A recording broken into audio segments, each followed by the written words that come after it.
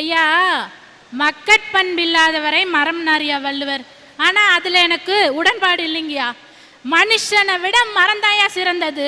மரம் தர்றத மனுஷன் தரவும் மாட்டான், தரவும் முடியாது.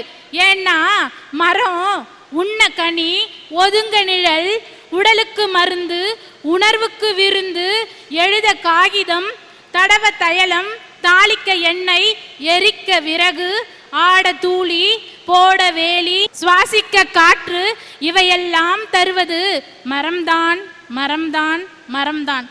இதை மட்டும் ஏன் மனிதன் மறந்தான், மறந்தான், மறந்தான்? சுற்றுச்சூழல் கெட்டு போச்சுங்கயா. சொத்து சேர்க்கணும், சொத்து சேர்க்கணும், சொத்து சேர்க்கணும்னு சுற்றுச்சூழலை கெடுத்து கெடுத்து கெடுத்து 3 தலைமுறைக்கு சொத்து சேர்க்கிறான். அட பாவி மனுஷா, 3வது தலைமுறையே இல்லாம போகுது. இதை ஏன் சொல்றேன்னா, இன்னும் 20 வருஷத்துக்கு தான் நல்ல தண்ணி கிடைக்குமா, இன்னும் 30 வருஷத்துக்கு தான் சுத்தமான காற்று கிடைக்குமா. பார்த்து பார்த்து 20 வருஷத்துக்கு கிடைக்குன்னு சொன்னா அதை எப்படி குறைக்கலாம்னு சில பேர் திட்டம் போட்டுருவான். இன்னும் 60 வருஷத்துக்கு தான் நல்ல தட்பவெட்ப கிடைக்குமா. அதுக்கப்புறம் உலகம் என்ன நிலைன்னு இன்னும் கேள்விக்குறியாதான் இருக்கு.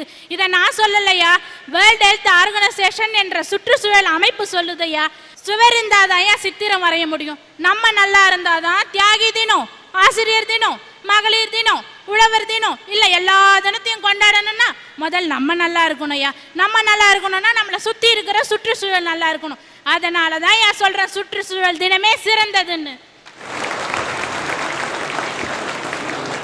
உலகத்திலேயே பெரிய அதிசயம் என்ன தெரியுங்களா? ஈவில் டவர் அல்ல, தொங்கும் தோட்டம் அல்ல, பிரமிட் அல்ல, சீன பெருஞ்சுவர் அல்ல, ஷாஜகான் கட்டிய தாஜ்மஹால் இல்லையா. நேற்று உயிருடன் இருந்தவன் இன்னைக்கு இல்ல. இதுதான் உலகத்துல பெரிய அதிசயம். ஆக இருக்கிற அதுல நான் மாறுபட்ட கருத்து சொல்றேன். நேற்று இருந்தவன் இன்னைக்கு இல்லைன்னு ஏன் சொல்றீங்க? சொல்லுங்க. 3 நிமிஷத்துக்கு முன்னாடி மூச்சை விட்டவன் மூச்சை வாங்க மறந்தா இல்ல. அப்படி இருக்கிற ஒவ்வொரு நிமிடத்தையும் பயன்படுத்திக்கிறவன் தான் எல்லா நாளும் இனிய நாளே, இனிய நாளே. வாழ்க்கையில கேள்வி கேட்கணையா. கேள்வி கேட்கக்கூடிய ஒவ்வொரு மனிதனும் வளர்ந்துகிட்டே இருப்பான். நீ யார் என்று கேள்வியை கேட்டார் சாக்ரட்டிஸ். உலக மகா முதல் சிந்தனையாளனானா. அதனாலதான் அவரை ஒழிச்சிட்டாங்க. அவனை ஒழிச்சாங்க, அவனோட சிந்தனையை ஒழிக்க முடியல. வேற விஷயம். துன்பத்துக்கு காரணம் என்று கேட்டார் புத்தர். கடவுளே ஆயிட்டார். உலகத்தின் ஏற்றத்தாழ்வுக்கு காரணம் என்று கேட்டார் காரல் மார்க்ஸ். பொது உடைமைவாதியானார். உலகத்தின் ஏற்ற தாழ்வுக்கும் சமூக அவலங்களுக்கும் காரணம் என்று கேட்டார் பெரியார். பகுத்தறிவு பகலவனானார். இப்படி தன்னை சுற்றி இருக்கிற வாழ்வியல் கேள்விகளை கேட்கிற ஒவ்வொரு மனிதனுக்கும் இந்த நாள் அல்ல, இந்த வாரம் அல்ல, இந்த மாதம் அல்ல, 365 நாளும் இனிய நாளே, இனிய நாளே, இனிய நாளே. அண்ணா முட்டாள் எந்திரிச்சிருக்கிறார், என்னன்னு கேட்கலாங்கய்யா. சார் சொன்னார் சார், கேள்வி கேட்டால் பெரிய ஆளாயிரலான்னு. எங்கள் வாத்தியார்கிட்ட நான் ஒரு கேள்வி கேட்டேன் சார். என்ன கேள்வி கேட்டீங்க? நீங்கள் எப்போ ரிட்டையர் ஆவீங்கன்னு கேட்டேன். நான் பெரிய ஆளுங்க. திட்டமிட்டும் லட்சியத்துடன் கடின உழைப்பக்கூடிய இருக்கிற ஒவ்வொரு மனிதனுக்கும் எல்லா நாளுமே இனிய நாளையா. சுற்றுப்புற சீர்கேட்டால 3 விதமான கழிவு வெளியேறுதுங்கய்யா. திடக்கழிவு, திரவ கழிவு, வாயு கழிவு. திடக்கழிவு எடுத்துக்கிட்டிங்கன்னா தொழிற்சாலையிலேருந்து வெளிவர கழிவும் சாக்கடை நீரும் 2ம் கலந்து மேல்பரப்பு நீர், அடிமட்ட நீர் எல்லாத்தையும் மாசுபடுத்துது. அது மட்டும் இல்லாமல் ஆற்றுல கலந்து 60% நோய் தண்ணிலால மட்டும்தான் வருதுன்னு நாக்பூரில் இருக்க சுற்றுச்சூழல் பொறியியல் ஆராய்ச்சி கழகம் அறிவிக்க தெரிவித்திருக்கு. வாயு கழிவு எடுத்துக்கிட்டிங்கன்னா தொழிற்சாலையிலேருந்து வெளிவரும் புகையும் நம்ம வாகனம் ஓட்டிகிட்டு போகிறோம். ஒரு 10 நிமிஷம் வண்டி நிற்கிதுன்னு வச்சுக்கோங்க, சிக்னலில் ஒரு நிமிஷம் நிறுத்தலாம். ஆனால் நம்ம நிறுத்துறது கிடையாது. போட்டு முறுக்கி முறுக்கி முறுக்கி முறுக்கி பின்னாடி குழந்தைய வச்சுட்டு இருந்தாலும் சரி, நோயாளி இருந்தாலும் சரி, வயசானவங்க இருந்தாலும் சரி, இதனால சுவாசம் சம்பந்தப்பட்ட நோய் அதிகமாக பரவிட்டு இருக்கு. 1997ஆம் ஆண்டு 480 டன்னா இருந்த நகர்ப்புற கழிவு இன்னைக்கு 10 கோடி டன்னா உயர்ந்திருக்குதுங்க சார். இதெல்லாம் யாரால? நம்மளால. கிராமமாக இருக்கட்டும், நகரமாகட்டும், அந்த குப்பையெல்லாம் நம்ம கண்ட இடத்துல கொட்டுறோம்யா. சென்னையில் தசாவதாரம் பட கேசட்டு வெளியிட்டாங்க. அதை வெளியிட்டது நம்ம கலைஞர் அவர்கள் வெளியிட்டார். 100 கோடி சம்பளம் வாங்கக்கூடிய உயரிய நடிகரான ஜாக்கி ஜான் அதை பெற்றுக்கின்றாருயா. அந்த கேசட்டில் இருந்த காகிதம், நூல் இதெல்லாம் வந்துருச்சு. அவர் வந்து அந்த கேசட்டை வாங்கி வச்ச உடனே ஓடி போய் அங்கே இருந்த காகிதத்தையும் அந்த நூலையும் எடுத்து போட்டார். அவர் சொன்னால் அங்கே 1000 பேர் எடுத்து போட்டிருப்பாங்க. ஆனாலும் அவர் நம்ம இருக்கிற இடத்த நம்ம சுத்தமாக வச்சுக்கணுன்ற எண்ணம் அவருக்கு இருந்ததுயா. அதெல்லாம் நம்மளுக்கு இல்லையேன்ற ஆதங்கத்தில் தான் நான் ஒரு ஜாக்கி சான் தன்னுடைய நாட்டின் பண்பை மாண்பை தூக்கி நிறுத்துகிறார். ஆனால் நாம் நம் நாட்டில் பிறந்து விட்டு நம் நாட்டின் பண்பை மாண்பை தூக்கி நிறுத்துகிறோமா என்பதுதான் கேள்வி. ஒரு வாழைப்பழ தோல் மகனம்னா கூட 4 வாரம் ஆகும்யா. ஒரு காகித பைய மகனம்னா 1 மாசம் ஆகுயா. ஒரு பருத்தி துணி மகனம்னா 5 வருஷம் ஆகுயா. ஒரு லெதர் செருப்பு மகனம்னா 40-50 வருஷம் ஆகுயா. ஒரு தகர டப்பா மகனம்னா 100 வருஷம் ஆகுயா. ஒரு பிளாஸ்டிக் பை மகனம்னா 1 மில்லியன் ஆண்டு ஆகும்யா. இதெல்லாம் ஏயா நம்ம போடுறதால நம்மளுக்கே தானே, மனுஷனால போடப்பட்டது மனுஷனுக்கே தான் ஏன் நோய் வருது. இப்ப என் கடை வச்சிருக்கான்னு வச்சுக்கோங்க, அம்மா தாயே என் கடை நல்லா இருக்கணும், என் கடையில் இருக்கிற திருஷ்டி எல்லாம் போகணும்னு ஒரு பூசணிக்காவை எடுத்து அதில் சிகப்பை போட்டு நடு ரோட்டில் உடைக்கிறாயா. அதில் போகிறவன் வண்டியில் போகிறவன் விழுந்து செத்து போயிடுறான். அவன் குடும்பம் என்னானோ, எந்த படுபாவி நடு ரோட்டில் உடைச்சானோ அவன் நாசமாக போகணும். ஐயா, செய்கிற தொழிலில் உண்மையாகவும் நேர்மையாகவும் இருந்தா நீ எதையும் உடைக்க வேணாயா. உன்னோடைய கடையும் நீயும் நல்லா இருப்ப.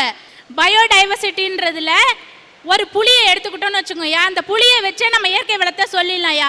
ஒரு நாட்டின் காட்டில் புளி நல்லா இருக்குதுன்னா அங்கே வந்து மான்கள் நிறைய இருக்குன்னு அர்த்தம். மான்கள் நிறைய இருக்குன்னா அங்கே பச்சை பசேல் தாவரங்கள் புல் பூண்டுகள்லாம் நல்லா இருக்குன்னு அர்த்தம். புல் தாவரங்கள்லாம் நிறைய இருக்குன்னா அங்கே மழை வளம் நிறைய இருக்குன்னு அர்த்தம். ஐயா, மழை எப்படி பெய்யும்னா அங்கே காடு நிறைய இருக்குன்னு அர்த்தம். இந்த காடு நிறைய இருக்குன்னா அந்த புளியை வச்சே நம்ம அதோட இயற்கை வளத்தை சொல்லிடலாம் ஐயா. ஆனால் இன்னைக்கு அப்படி நிலைமை இருக்கா? அதனால தான் வீட்டுக்கு ஒரு மரம் வலை, வீட்டுக்கு ஒரு மரம் வலைன்னு எல்லாரும் சொல்லிக்கிட்டு இருக்கோம் ஐயா. ஆனால் நம்ம அதை செயல்படுத்துறதே கிடையாது. என்னய்யா, வீட்டுக்கு ஒரு மரம் வளர்க்கணும்னு சொல்லிட்டு ஷர்மிளா சொல்லுங்க சார். நான் 4வது மாடியில் குடியிருக்கிறேன். ஐயா, 4வது மாடியில் தொட்டி இருக்கும், பூந்தொட்டி, அதில் ஒரு பூச்செடியாவது வளங்கய்யா. இல்லைன்னா தலையில கூட நல்ல நிலம் இருக்கு, அதில் வளர்த்துரு. ஐயா, ஈஷா யோகா மையம்ன்ற அமைப்பு 2 கோடி மரக்கன்றுகளை வச்சிருக்கியா. அடுத்த கட்டமாக 25 கோடி மரக்கன்றுகளை வைக்குது. அப்புறம் பார்த்தீங்கன்னா அரசாங்கம் வந்து NSS NCC மூலயமா நகரத்துக்கும் கிராமத்துக்கும் சென்று மரக்கன்றுகள்லாம் வைக்குது. அந்த ஒரு மரக்கன்றுக்காவது நம்ம தண்ணி ஊத்துறோமான்னா கிடையாதுயா. போதி மரத்தடியில் புத்தருக்கு ஞானம் வந்ததுயா. புளிய மரத்தடியில் நம்மாழ்வாருக்கு ஞானம் வந்தது. அரச மரத்தடியில் அமர்ந்தபடி திருமூலர் திருமந்திரத்தை எழுதினார். குருந்த மரத்தடியில் அமர்ந்தபடி குருவை கண்டார் மணிவாசகர். உலகனுக்கே நிழல் தரும் மரத்துக்கு மட்டும்தான் அந்த பெருமை உண்டு. அதனால தான் மரத்தை வெட்டாதீங்க, அது எந்த ஞானிக்கு காத்திருக்கிறதோ யாருக்கு தெரியும். அதனால தான் சொல்கிறேன், மற்ற தினம் எல்லாம் வருஷத்துக்கு ஒரு முறை வர தினம்யா. சுற்றுச்சூழல்ன்றது நம்ம டெய்லி அதை ஃபாலோ பண்ணோம்யா. அதனால தான் சொல்கிறேன், சுற்றுச்சூழல் தினமே சிறந்ததுன்னு. மரம் வளர்க்கணும்னு சொல்லுவீங்க. எல்லா தலைவர்களும் பிறந்த நாளை முன்னிட்டு மரம் வளர்க்கிறோன்னு மரம் நட்டுருக்காங்களே, அதுக்கப்புறம் யாரா தண்ணி ஊத்துறாங்கன்னு யாரா பார்த்தீங்களா?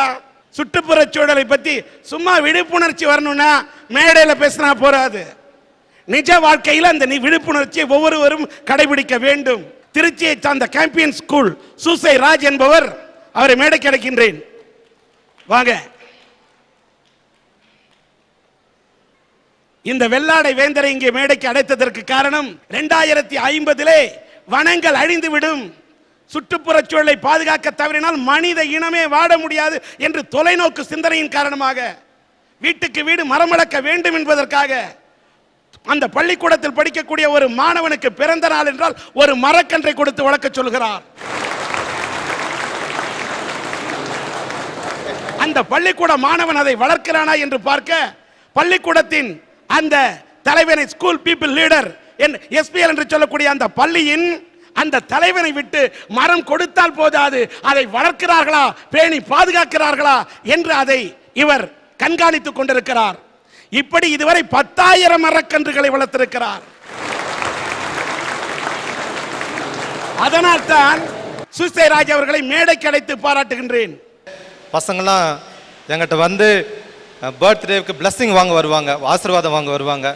அதனால் அவங்களுக்கு நான் வெறுங்கையா எப்படி அனுப்புறது அப்படின்னு நினச்சிக்கிட்டு ஏதாவது கொடுக்கணுமே அப்படின்னு நினச்சி பார்த்தேன். நிறைய யோசனை வந்துச்சு. சாக்லேட் கொடுத்தா சாப்பிட்டு எரிஞ்சிருவாங்க, புக்கை கொடுத்தா படிப்பாங்களா படிக்க மாட்டாங்களா தெரியாது. ஆனால் அவங்களுக்கு மரம் கொடுத்தாக்கா பசங்களும் வளருவாங்க, மரமும் சேர்ந்து வளரும் அப்படின்னு அந்த எண்ணம் வந்துச்சு. அற்புதம், அற்புதம். ஒரு பிறந்த நாள் அன்று ஒரு பூமாலை போட்டால் உதிர்ந்து விடும், ஒரு பொன்னாடை போட்டால் கசங்கி விடும்.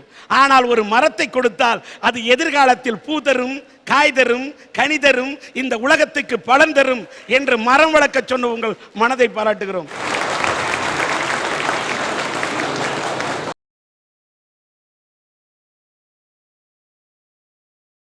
ஐயா, தாய் என்பவள் யார் தெரியுங்களா?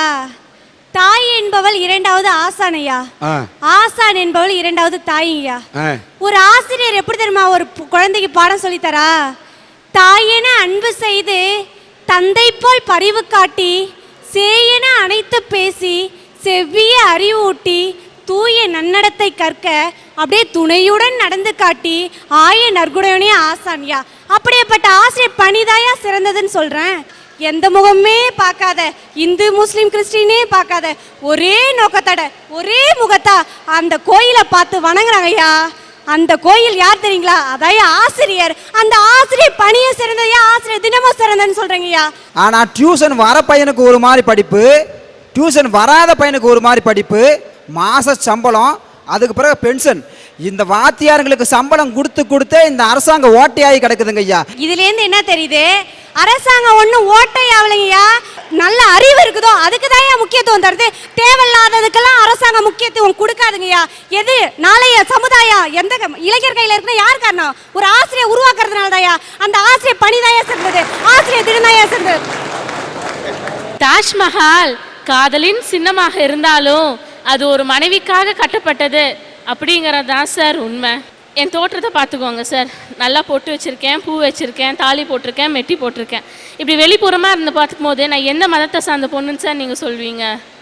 நிச்சயமாக நீங்கள் இந்து மதம் இல்லை. நான் ஒரு கிறிஸ்டியன் பொண்ணு சார். என்னோட காதலிச்ச கணவன் ஒரு இந்து பையன் சார். சார் நான் காதலிச்சு திருமணம் செஞ்சுக்கும் போது 12ஆம் வகுப்பு கூட முழுமையாக முடிக்காதது சார். என்னை கொண்டு போய் கம்ப்யூட்டர் சாஃப்ட்வேரில் சேர்த்தார் சார். .NET, ஆஃபீஸ் மேனேஜ்மெண்ட், இப்படி பல கம்ப்யூட்டர் துறைகளை நான் படிக்க வச்சு 12ஆம் வகுப்பு கூட முழுமையாக முடிக்காத என்ன ஒரு கம்ப்யூட்டர் சாஃப்ட்வேர் மாணவியாக நிறுத்தியிருக்கிறேன் என்றால் அதுக்கு காரணம் அந்த திருமண தினம் தானே சார். அதனால தான் சார் திருமண தினம் தான் இனிமையான தினம் நான் பேசுகிறேன். நான் சன் டிவியினுடைய அரட்டை அரங்கம் சேலத்திலே நடைபெறுகிறது என்று கேள்விப்பட்டவுடன் இதிலே தான் உரையாற்ற வேண்டும் என்று எதற்காக தன்னுடைய பெற்ற 2 குழந்தைகள் மன வளர்ச்சி குன்றி உடல் வளர்ச்சி குன்றி வீட்டிலே நடக்க முடியாமல் நடைப்பிணமாக வாழ்ந்து கொண்டிருக்கிறார்கள். அந்த குழந்தைகளுக்கு உதவிக்கரம் யாராவது உதவிக்கரம் நீட்டுவார்கள், உதவி செய்வார்கள் என்ற நோக்கத்திலே தான் இந்த மேடையிலே உரையாற்ற வேண்டும் என்று அந்த தன்னுடைய பெயரை இங்கே பதிவு செய்வதற்காக அந்த படிவத்தை வாங்கி அதை பூர்த்தி செய்து கொடுத்துவிட்டு தன்னுடைய ஊருக்கு சென்றார். கும்பகோணத்தை சேர்ந்த குப்பாம்பட்டி என்ற ஊரை சேர்ந்த வனராஜன் என்பவர். ஆனால் அந்த வனராஜனை இடையிலே இந்த நிகழ்ச்சி நடப்பதற்கு முன்பே யமரம் மகாராஜன் அழைத்து சென்று விட்டார். யமமகாராஜன் அழைத்து சென்ற காரணத்தால் வனராஜன் மறைந்து விட்டார். தன்னுடைய குழந்தைகளை காப்பாற்ற இயலவில்லை, யாராவது உதவிக்கரம் நீட்ட மாட்டார்களா என்று அவருடைய மனைவி 2 குழந்தைகளை காப்பாற்ற வேண்டும் என்ற இயலாத நிலையிலே இங்கே வந்திருக்கின்றார்.